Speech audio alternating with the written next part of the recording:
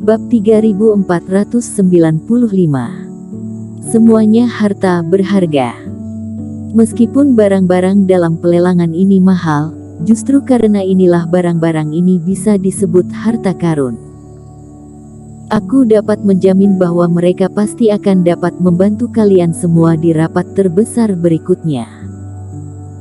Oke, aku tahu kalian tidak ingin mendengarkan basa-basiku lagi, jadi izinkan aku memperkenalkan barang pertama, pedang abadi. Pria tua berpakaian abu-abu itu tersenyum sedikit dan dia menembakkan reiki ke arah bawah. Kemudian platform giok perlahan naik dari depan, di mana tergantung pedang panjang dengan bentuk tajam dan cahaya dingin di seluruh pedangnya. Jelas, lelaki tua berbaju abu-abu itu juga tahu mengapa semua orang berkumpul di sini. Setelah sambutan pembukaan yang sederhana, dia segera memasuki topik utama. Pedang abadi ini disebut kristal naga dan itu adalah harta karun sekte Huatai zaman kuno. Garis keturunan dari keturunan keluarga disempurnakan dan ketika dikeluarkan, suara auman naga terdengar, suaranya yang keras dan jiwa naga muncul dan akan mengganggu kerohanian musuh. Saat lelaki tua itu berbicara, dia meraih pedang abadi dan memberikannya reiki. Benar saja, di atas meja lelang, terdengar suara auman naga, disertai bayangan naga yang mengelilingi sekeliling. Momentumnya sangat besar. Melihat pemandangan ini, banyak mata kultivator berbinar.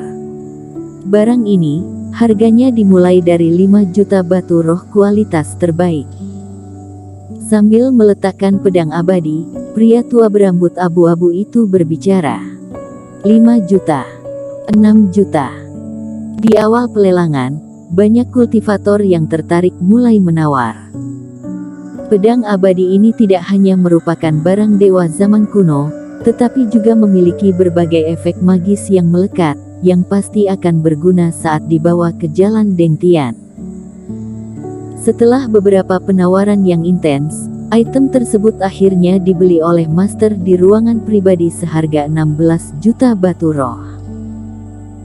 Sialan, aku pikir kita telah berhasil mendapatkan banyak batu roh, tapi kita bahkan tidak mampu membeli setengah dari pedang abadi itu. Orang-orang ini terlalu gila. Tracer Taois terus berjalan sambil menggelengkan kepalanya. Baik dia maupun Erikin tidak berpartisipasi dalam pelelangan pedang abadi ini, tetapi melihat pedang abadi ini, diperkirakan bernilai puluhan juta.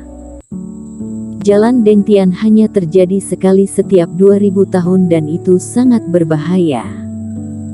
Pada saat ini, pasti akan banyak orang menjadi gila.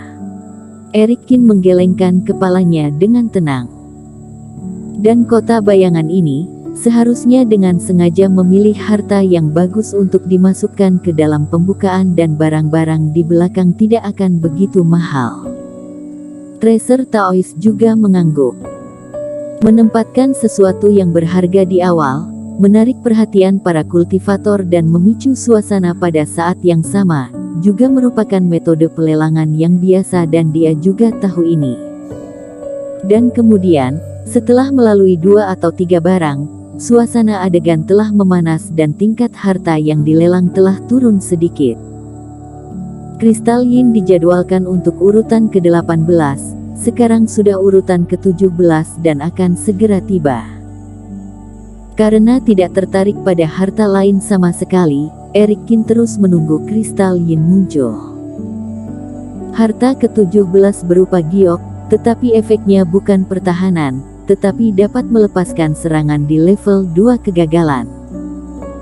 Jika benda ini digunakan dengan baik, itu hanyalah senjata untuk membunuh balik. Secara alami, itu juga menarik banyak kultivator untuk menawar. Pada akhirnya, barang itu dibeli oleh seorang kultivator di kursi biasa. Segera setelah itu, pria tua berambut abu-abu mengeluarkan kristal jahat Yin setinggi setengah orang dewasa. Benda ini, seperti yang dipikirkannya, seperti yang ada di gambar, berikan untukku. Di dalam ruang yang berseberangan dengan Erikin, ruang yang luas, indah dan megah, yang benar-benar berbeda dari ruangan biasanya. Jelas, bahkan jika mereka berdua adalah VIP, ada perbedaan dalam tingkatannya. Dan pemuda berbaju putih itu juga memerhatikan hal ini. Sambil melirik Kristal Yin, pemuda berbaju putih itu berbicara ringan kepada lelaki tua di sampingnya. Meskipun tidak ada nada, kata-katanya tidak perlu dipertanyakan lagi. Pada saat yang sama, di kaki pemuda itu, ular spiritual hijau melingkar dengan ketebalan pergelangan tangan tampaknya cukup bersemangat. Itu bergerak ke tubuh pemuda itu dan terus menggosok kepalanya di lengan pemuda itu. Seekor ular spiritual yang melebihi 5 meter mengelilingi tubuh dan kebanyakan orang akan merasa mati rasa ketika melihatnya, tetapi pemuda itu terus memanjakan dan menggosok kepala ular spiritual yang sangat beracun itu. Anak pintar, aku membeli benda ini untuk membuatkan makanan untukmu. Jika kamu melahap energi jahat ini, kamu akan tumbuh besar lagi. Di atas panggung, setelah pria tua berambut abu-abu itu memperkenalkan diri, penawaran pun dimulai. Meskipun Kristal Yin cukup langka, bagaimanapun juga relatif tidak ortodoks, jadi harga awalnya jauh lebih murah daripada pedang abadi yang memulai debutnya di tempat pertama, atau bahkan giok barusan, dengan hanya 2 juta batu roh kualitas terbaik. Dan karena seperti ini pula, tidak banyak orang yang menawar, hanya 3 atau 5 orang. Erikin tidak mengatakan apa-apa pada awalnya dan menunggu sampai harganya menjadi jelas dan kemudian membuka mulutnya untuk menawar. 5 juta batu roh. Begitu harganya disebutkan, kultivator yang tersisa di ujung ragu-ragu setelah mengadu harga cukup lama, pada akhirnya kultivator tidak menawar lagi. Tepat ketika Erikin berpikir bahwa Kristal Yin dapat berhasil didapatkan, sebuah suara terdengar di dalam ruang di seberangnya. 8 juta batu roh. Begitu harganya diteriakkan, ada beberapa suara diskusi kecil di tempat kejadian. Banyak kultivator yang bosan menunggu lelang berikutnya juga sedikit terkejut. Meskipun Kristal Yin ini berharga, efeknya terlalu istimewa. Harga 8 juta sudah sangat tinggi. Mereka tidak menyangka harganya itu akan meningkat 2 juta lagi. Di dalam ruangan itu, tampaknya adalah pemuda berbaju putih dari sebelumnya, kata Tracer Taois. Pada saat itu, mereka berdua memandang pemuda dan lelaki tua di sisi yang berlawanan dan mereka agak terkesan. 9 juta. Erikin tidak peduli tentang ini, Kristal Yin yang sangat langka dan dia belum pernah mendengarnya di daratan dunia dewa. Jika melewatkan kali ini, takutnya akan sangat sulit untuk mendapatkan sesuatu untuk Black Demon lagi nantinya. Pada saat ini, tidak peduli siapa lawannya, benda ini harus didapatkan olehnya. 11 juta. Ketika pemuda berbaju putih melihat bahwa Erikin berani menaikkan harga, alisnya bergerak sedikit dan dia menambahkan 2 juta batu roh lagi. Selanjutnya, tak satu pun dari mereka melepaskan dan harganya melonjak hingga 14 juta. Harga ini membuat banyak kultivator terpana.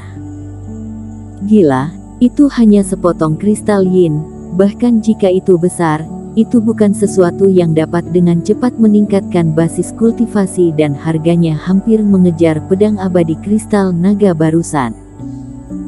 Kedua orang ini takutnya kalau sampai mereka berkelahi, jelas mereka adalah master dengan kemampuan yang kuat. Bajingan ini terus menghalangiku.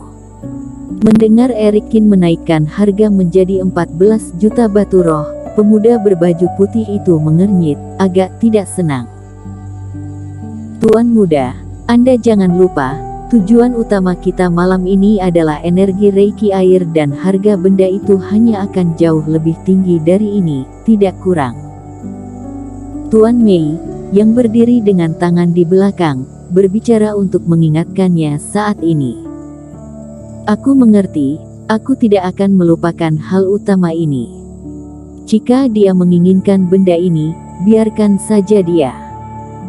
Pemuda berbaju putih itu mendengus pelan, menghibur ular hijau di sampingnya dan menenangkan diri untuk sementara.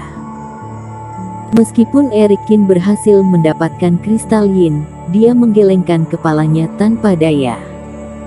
Bersambung.